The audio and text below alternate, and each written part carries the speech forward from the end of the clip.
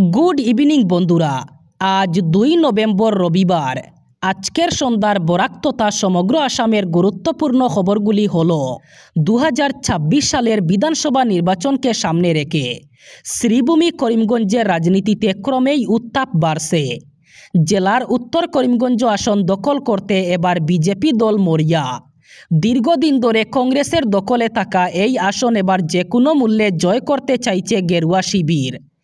আর সমানভাবে বেড়ে চলছে টিকিট লাভের অঘোষিত প্রতিযোগিতা। যদিও এক্ষেত্রে অংশে এগিয়ে রয়েছেন প্রাক্তন জেলা সভাপতি সুব্রত ভট্টাচার্য। উল্লেখ্য 2016 এবং 2021 সালে বিজেপি দল অসমে ক্ষমতায় এলেও উত্তর করিমগঞ্জ আসন দখল করতে পারেনি। দুইবারই কংগ্রেস প্রার্থী কমলাক্ষ দে পুরকায়স্থ বুটে জয়ী হন। তবে এবারে চিত্রটা একেবারে আলাদা। রাজ্য নেতৃত্ব থেকে জেলা পর্যন্ত সবার নজর উত্তর করিমগঞ্জের পদ্ম ফুটানোর।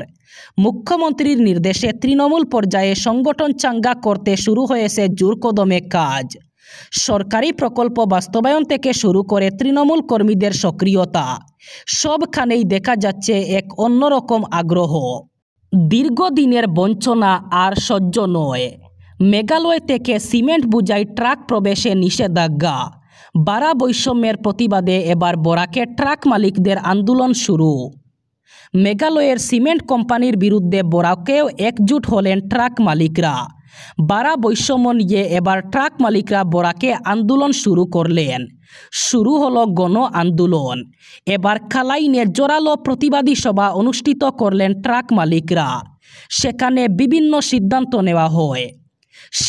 নেওয়া হয় মেঘালয় থেকে সিমেন্ট বোঝাই ট্রাক প্রবেশে নিষেধাজ্ঞা। সারা রাজ্যের সঙ্গে সঙ্গতি রেখে কাছাড় জেলায়ও সোমবার থেকে 3 দিনের অবস্থান ধর্মঘট এবং কর্মবিরতি পালন করবেন এনএইচএমের সব স্তরের কর্মকর্তারা।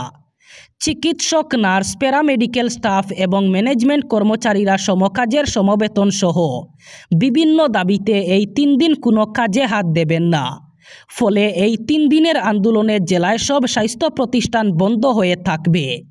ব্যাঘাত ঘটবে সরকারি স্বাস্থ্য পরিষেবার। শিলচর সতীন্দ্রমোহন দেব অসামরিক হাসপাতালের সামনে জেলা স্তরে এই ধর্মঘট পালন করা হবে।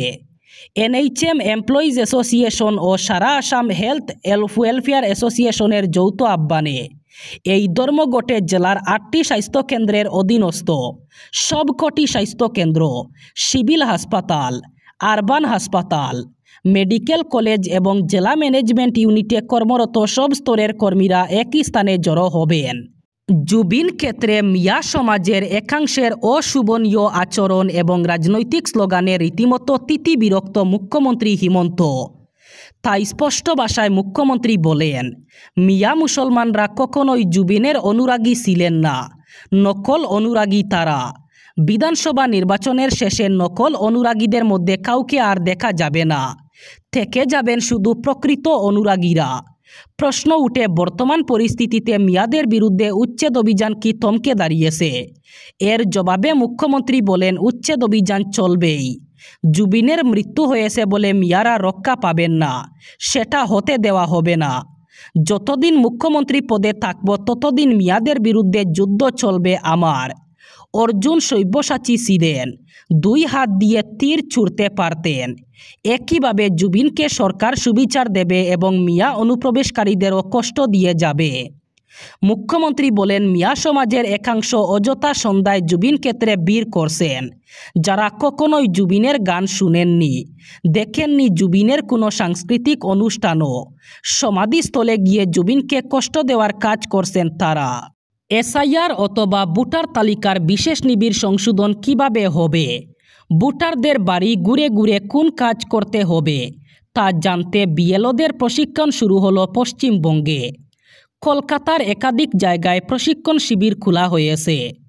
3 নভেম্বর সোমবার পর্যন্ত চলবে প্রশিক্ষণ। পরদিন থেকে এনুমারেশন ফর্ম নিয়ে ভোটারদের বাড়ি বাড়ি যাবেন বিএলওরা। গত সোমবার রাজ্যে এসআইআরের কথা ঘোষণা করেছে নির্বাচন কমিশন। দেশের মোট 12টি রাজ্যের নির্বাচন কমিশন এসআইআর ঘোষণা করেছে। তারপর থেকেই পশ্চিমবঙ্গে দফায় দফায় চলছে বৈঠক প্রশিক্ষণের কাজ। প্রথমে সিও দপ্তরে প্রশিক্ষণ দেওয়া হয় জেলা নির্বাচনী আধিকারিকদের। যোগাযোগ, শিক্ষা, চিকিৎসা থেকে শুরু করে ব্যাংকিং এবং সরকারি কাজ সব ক্ষেত্রে মোবাইল নেটওয়ার্ক এবং ইন্টারনেট আজ মানুষের জীবনের মূল ভিত্তি। যখন দেশ জুড়ে ডিজিটাল ইন্ডিয়া গড়ের লক্ষ্যে কর্মযজ্ঞ চলছে, তখন বরাক উপত্যকার দক্ষিণ হাইলাকান্দি এলাকার বহু গ্রাম এখনও মোবাইল নেটওয়ার্ক থেকে বঞ্চিত। দীর্ঘদিন ধরে চলতে থাকা এই ভোগান্তি এলাকার মানুষের দৈনন্দিন জীবনকে কার্যত বিপর্যস্ত করে তুলেছে। দক্ষিণ হাইলাকান্দির বিভিন্ন গ্রামে নেটওয়ার্কের অবস্থা এতটাই করুণ যে অনেক জায়গায় ফোন ধরলে নেটওয়ার্ক একদমই আসে না। কোনো সময় সামান্য নেটওয়ার্ক এলেও তা এতটাই দুর্বল যে কথা বলা অথবা ডাটা ব্যবহার করা অসম্ভব হয়ে পড়ে। এই মারাত্মক নেটওয়ার্কের ঘাটতির কারণে স্থানীয় মানুষজন গুরুতর সমস্যার সম্মুখীন হচ্ছেন। শিক্ষার ক্ষেত্রে প্রধান বাধা সৃষ্টি হচ্ছে, কারণ ছাত্রছাত্রীরা অনলাইন ক্লাস, পরীক্ষা অথবা শিক্ষামূলক রিসোর্স অ্যাক্সেস করতে পারছে না এবং ডিজিটাল শিক্ষা ব্যবস্থা থেকে তারা সম্পূর্ণ বিচ্ছিন্ন। এছাড়া চাকরি প্রার্থীরা সময়মতো সরকারি এবং বেসরকারি আবেদন ফর্ম জমা দেওয়া অথবা গুরুত্বপূর্ণ বিজ্ঞপ্তিগুলি দেখতে সমস্যায় পড়েন। শুধু তাই নয়, অসুস্থতা অথবা প্রাকৃতিক দুর্যোগ মোকাবিলায় জরুরি পরিস্থিতিতে মানুষজন যোগাযোগ বিচ্ছিন্ন হওয়ায় আছেন বলে যা জীবন বিপন্ন করতে পারে। ইউপিআই পেমেন্ট, অনলাইন ব্যাংকিং, সরকারি প্রকল্পের তথ্য সংগ্রহের মতো দৈনন্দিন ডিজিটাল পরিষেবাগুলিও ব্যবহার করা সম্ভব হচ্ছে না।